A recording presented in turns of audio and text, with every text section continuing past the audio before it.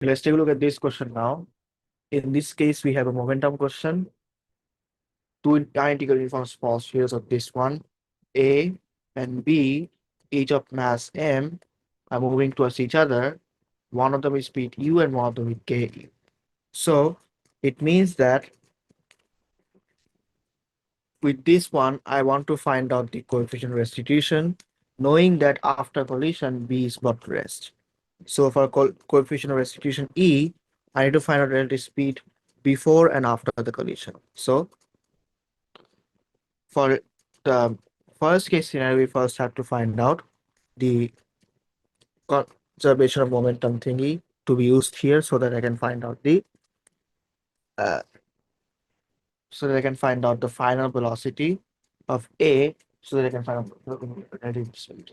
So mu minus kmu equals to m into 0 plus mb. M into 0 because b is at rest, and b because we don't know the velocity.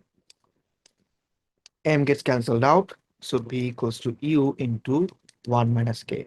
So relative speed after the collision happens to be u into 1 minus k.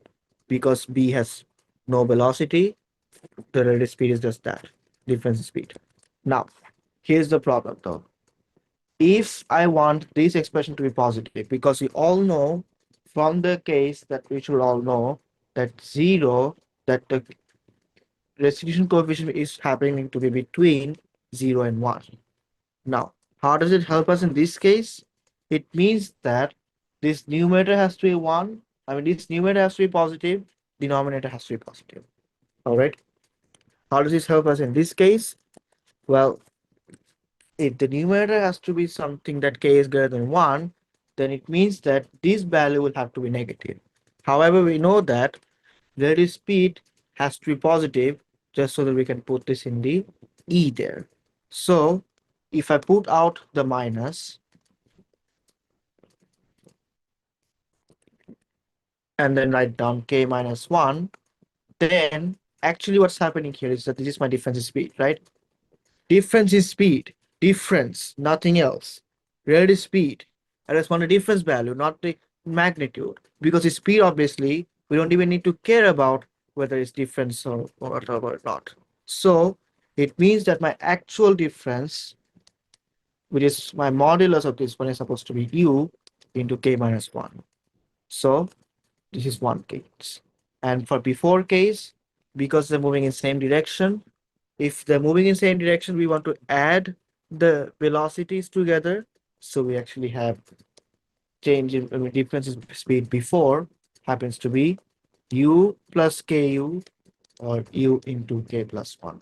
From here we see E equals to difference in speed after by difference in speed before, as we all know, equals to u k minus 1 by u k plus 1. This means we have k minus 1, k plus 1, and we have to show this one. Okay, next up. Given that 60% of the total initial kinetic energy is lost in a collision, find the values of k and e. So for this one, I just have to first of all find out the expression for k before and after. So for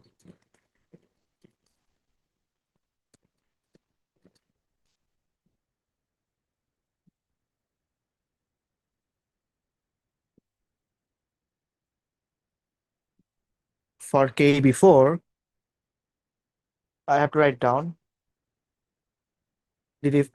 so initially the speed here was u and here's ku. So we have to write down total ku is half m u square for A, half m ku whole square for B. So half m u square plus half m k square u square. And after that, we only have here this guy. So we write it down as half m b square, actually half m b square or half m uh, u into 1 minus k whole square.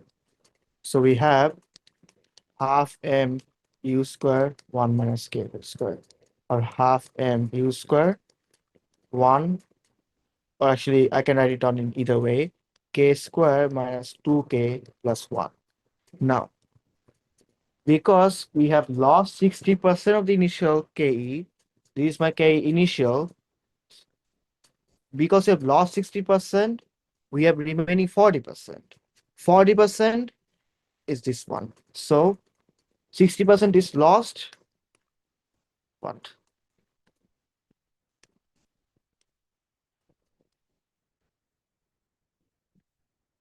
From here, 60% is lost and 40% is this one.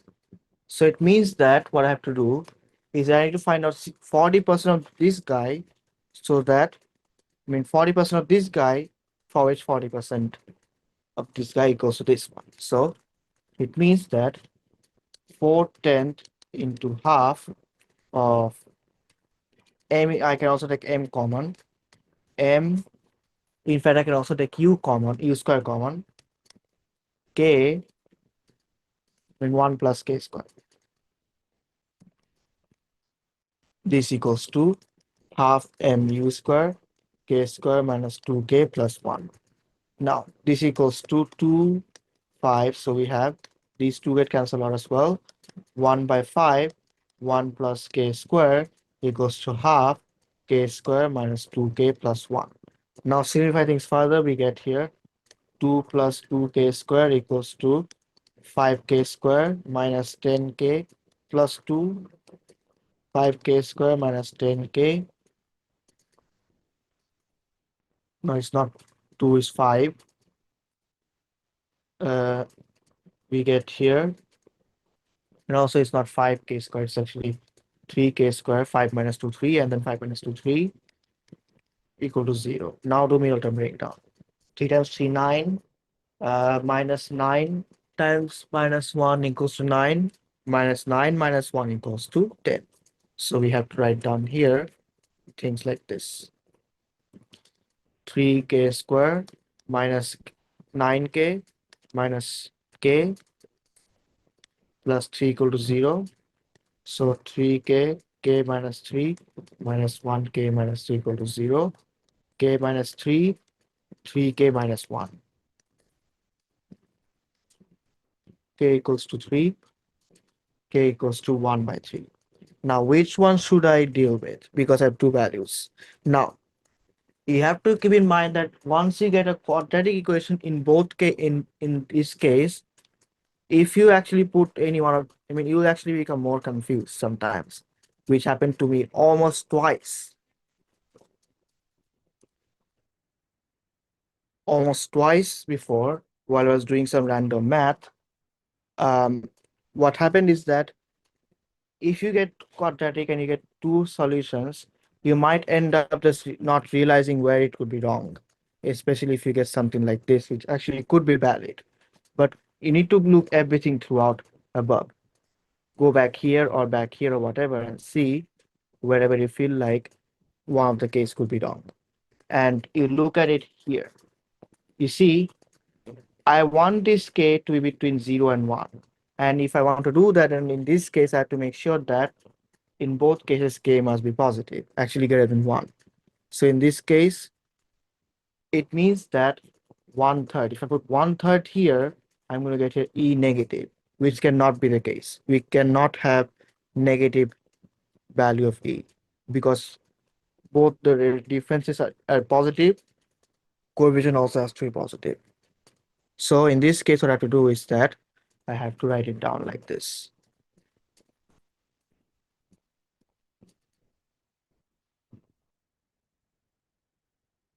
If k equals to 3, that means that this is rejected. This is my answer, one of the answers.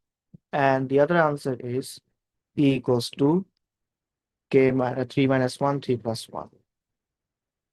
Or 2 by 4, or e equals to half. That's it.